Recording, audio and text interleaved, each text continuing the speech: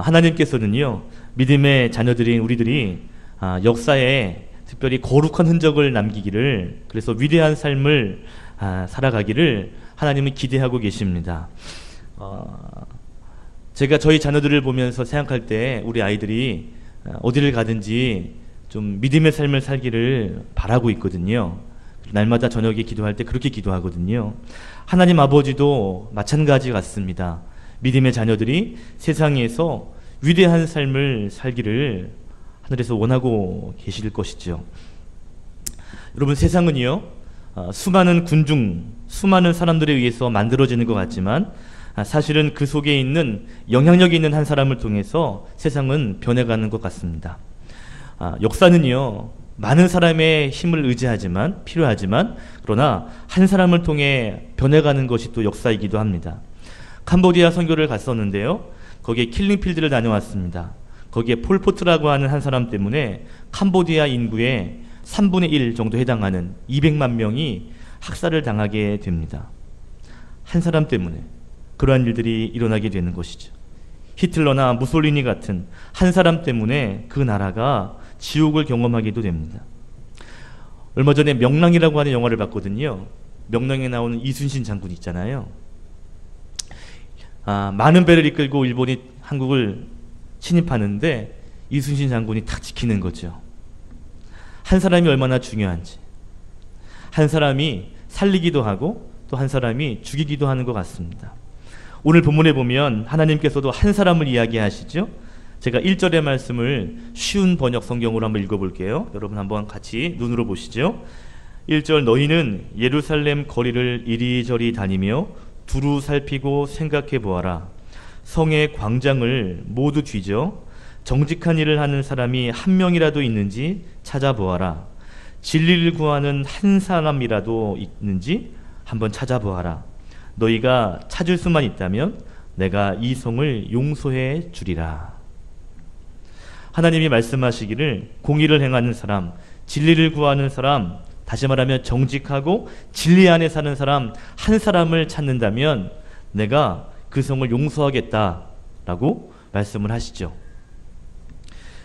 이 말의 핵심은요, 하나님께서 예루살렘 성 안에서 하나님이 찾으시는 사람이 있었다는 거예요. 그런데 찾을 수 없었다라는 것입니다.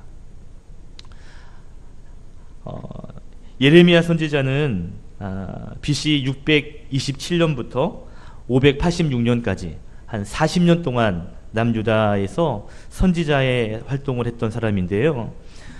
예레미야서 1장 2절과 3절에 보면 당시의 왕이 요시야, 그리고 여호야김, 여호야긴, 그리고 시드기야, 이렇게 4명의 왕이 통치하는 시기에 선지자로 예레미야가 활동을 합니다.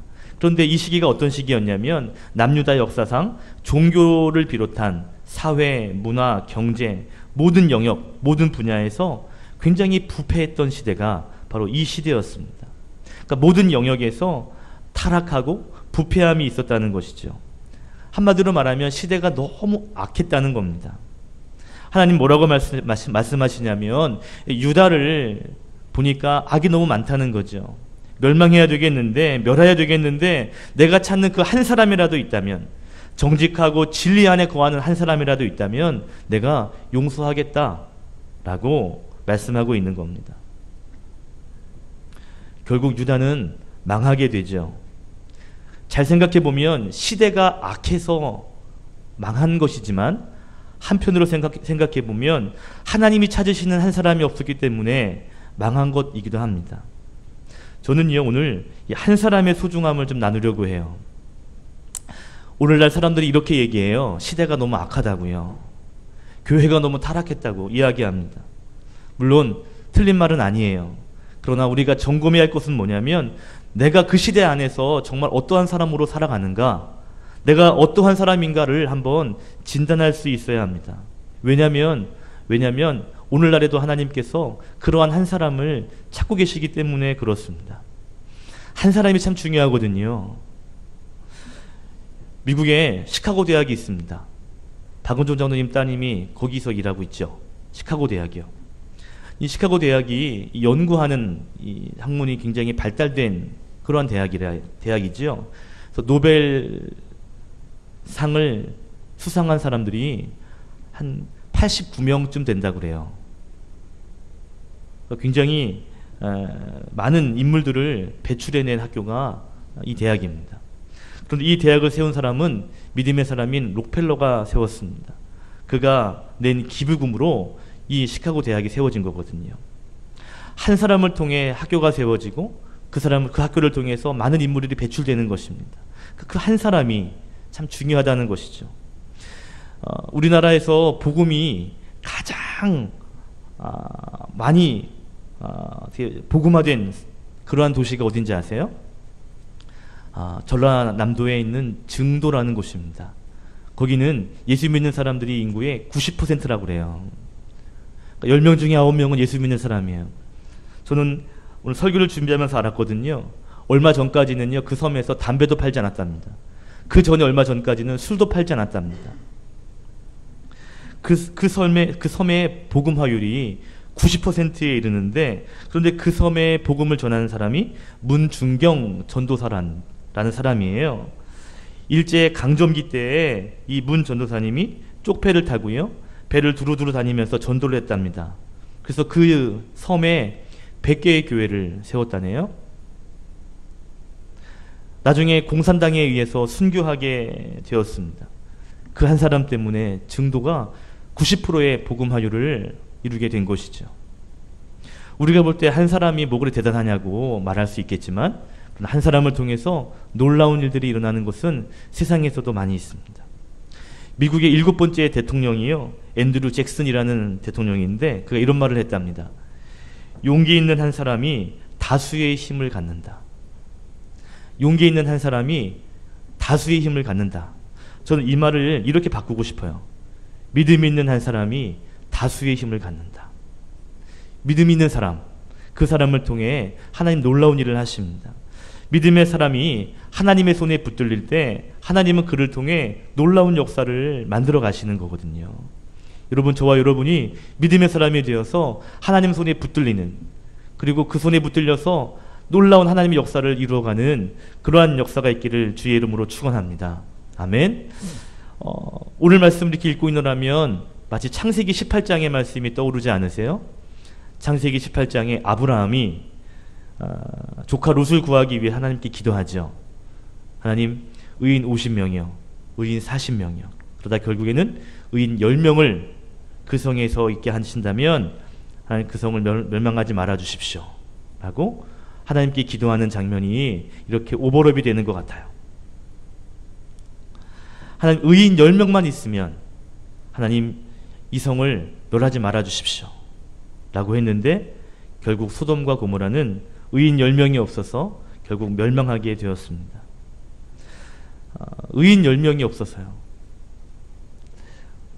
오늘 제가 깊이 나누고 싶은 것은 뭐냐면, 하나님이 그런 사람을 찾고 계신다는 것이죠.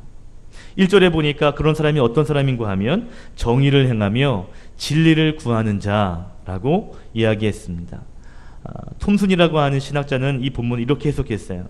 하나님과 온전한 관계 속에서 사는 사람. 그러니까 정의를 행하며 진리를 구하는 사람은 하나님과 관계 안에서 온전하게 사는 사람을 말한다라는 것입니다. 다른 번역을 보니까 하나님의 언약의 관계 안에서 사는 사람이라고도 표현했습니다. 그러니까 공의를 행하고 하나님의 진리를 구하며 사는 사람은요, 하나님과의 그러한 약속, 그 언약, 그것을 지키며 사는 사람이 결국에는 하나님이 찾으시는 사람이라는 것입니다. 창세기 18장에서는 그런 사람을 표현하기를 의인이라고 표현한 것이죠. 우리는요, 이 땅을 살아갈 때 정의를 행하며 진리를 구하는 의인의 삶, 다시 말해서 하나님과 온전한 관계에 있는 그러한 삶을 살아야 할 줄로 믿습니다. 요즘 시대가 어떻든 간에 상관없는 거죠. 요즘 시대가 이러니까 이 정도는 괜찮아가 아닙니다. 요즘 교회들이 이렇다니까 이 정도는 괜찮아 라는 것이 아닙니다. 시대가 어떻든 간에 하나님이 찾으시는 사람은 하나님과의 그 약속 안에 온전하게 있는 사람, 의인의 삶을 지켜내는 사람, 그러한 사람을 지금도 하나님은 찾고 계시다라는 것입니다. 1절에 보니까 하나님이 예레미야에게 이렇게 말합니다. 너희는 예루살렘 거리로 빨리 다니며 또 넓은 거리에서 찾아봐라 라고 말하죠. 그래서 빨리 다닌다라는 표현은 빨리 간다라는 표현도 있지만 또 다른 표현이 뭐냐면 조사하다, 샅샅이 뒤져보다 라는 표현도 있습니다. 그래서 이렇게 표현되는 것이죠. 하나님께서 그 성안을 샅샅이 꼼꼼히 조사하며 찾아봐라 라는 것입니다. 그런데 의인 한 사람을 찾을 수가 없었다라는 것이죠. 이것이 굉장히 충격적인 일이 아닐 수 없습니다. BC 588년에 바벨론이라는 나라가 남유다를 침공합니다. 그리고 예루살렘은 함락당하고 멸망하게 돼요. 그 전에 이스라엘 백성들이 어떠했냐면요, 여호와의 신앙, 하나님을 정말 헌식짝처럼 내팽개치고 특별히 하나님이 아닌 이방의 신들을 마치 숭배하며 그러며 하나님을 배역하고 배신했었습니다. 하나님께서 예레미야를 비롯한 많은 선지자를 보냈거든요. 회개하라고, 돌아오라고 수없이 이야기했는데요, 꿈쩍도 하지 않습니다. 여러 선지자들이 간곡하게 부탁했습니다. 그런데 끝내 하나님께로 돌아오지 않았습니다. 그리고 결국 남유다는 바벨론에 의하여 멸망하게 되죠. 많은 사람들이 오늘날에도 시대를 탓합니다. 너무 악하다고요. 너무 변했다고요. 옛날과 다르다고 이야기합니다. 많은 사람들이 교회를 지적합니다. 많은 사람들이 또 교회의 사람들을 변했다고 이야기합니다. 지도자들이 타락했다고 이야기합니다. 물론 그 말이 틀린 말은 아니에요. 시대가 문제고요, 교회가 책임을 다하지 못하는 부분들이 분명히 있는 것 같습니다. 그런데 그 가운데 더 중요한 것이 있어요. 그것이 뭐냐면 내가 그 가운데에서도 하나님이 찾으시는 그 한 사람이 되기 위한 철저한 노력이 있어야 된다는 것입니다. 하나님 그 사람을 통해서 하나님이 새로운 역사를 만들어 가시거든요. 그 사람을 통해 교회를 바꾸시고 그 사람을 통해 시대를 바꿔 가시는 겁니다. 여러분, 골리앗 다윗과의 싸움 기억하시죠? 골리앗이 이스라엘 지정에 와가지고 소리칩니다. 하나님을 모욕하죠. 싸울 사람 있으면 나와보라고 큰 소리를 칩니다. 아무도 골리앗 앞에 나선 사람이 없었어요. 모두가 다 골리앗의 기골에 주눅 들었고 두려움에 떨었습니다. 그런데 우리가 잘 아는 다윗 한 사람이 나가죠. 우리가 볼 때 어린 소년입니다. 저 시골 촌뜨기입니다. 양치는 목동이에요. 그런데 하나님에게 붙들린 그 한 사람을 통해서 나라가 구해지게 되고요, 그를 통해 역사가 바뀌는 것들을 우리는 성경에서 보게 되는 것이죠. 세상 사람들이 저렇다고 왜 저렇게 사냐고 핑계댈 것이 아닌 것 같습니다. 하나님에게 붙들리는 한 사람을 통해서 바꿀 수 있는 것이죠. 이스라엘의 사람들이 애굽에 종살이하게 됩니다.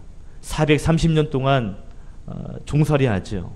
그때 하나님이 모세를 부르십니다. 그 부르심에 순종한 모세를 통해서 결국 새로운 역사가 만들어지는 것들을 우리가 보죠.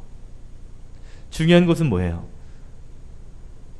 시대가 중요한 것이 아니라, 물론 시대도 중요하겠지만 더 중요한 것은 우리가 하나님에게 붙들리는 그 한 사람이 되는 것이 더 중요한 관건이라는 것입니다. 사랑하는 성도 여러분, 하나님은 오늘도 그런 한 사람을 찾으시는 줄로 믿습니다. 역사를 새롭게 바꿀, 교회를 바꾸고 시대를 바꾸고 이 나라를 바꿀 그러한 믿음의 사람을 찾고 계시거든요. 저와 여러분이 그러한 사람이 되기 위해서 하나님 앞에 헌신하며 기도해야 할 줄로 믿습니다. 사사기 7장에 보시면 여러분 잘 아시는 사사 기드온이 나와요. 이웃나라 미디안이 연합하여서 많은 군대를 이끌고 쳐들어옵니다. 그때 사사기 8장 10절에 보니까 그들의 수가, 미디안의 수가 몇이냐면 13만 5천 명이었다 그래요.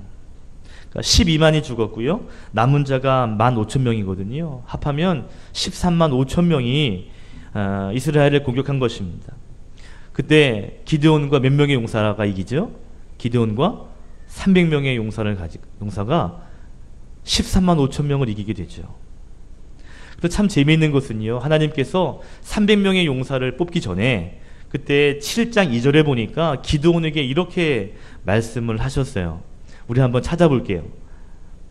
하나님께서 기드온에게 엄청난 이 전쟁 가운데 뭐라고 말씀하셨는지 7장 2절이요. 사사기 7장 2절입니다. 제 성경으로는 371면.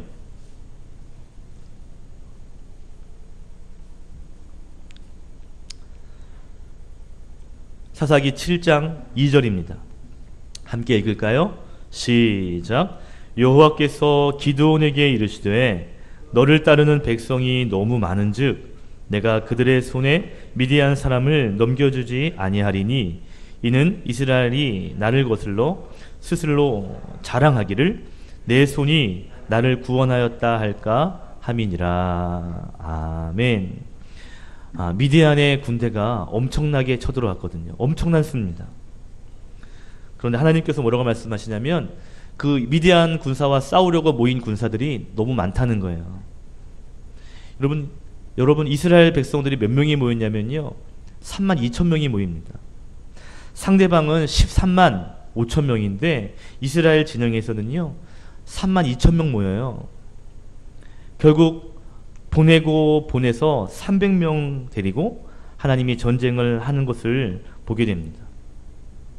하나님 뭐라고 말씀하시냐면 너희들이 그 3만 명이 되는 사람으로 이긴다면 너희들의 힘으로 이겼다고 할 거 아니냐, 너희들의 힘을 자랑할 거 아니냐, 그러면서 다 돌려보내라는 것이죠. 그리고 남은 사람이 300명이었습니다. 여러분 잘 생각해 보세요. 하나님에게 300명이 필요한 게 아니에요. 정리하고 나니까 300명이 남은 것 뿐이죠. 200명 가지고도 하실 수 있습니다.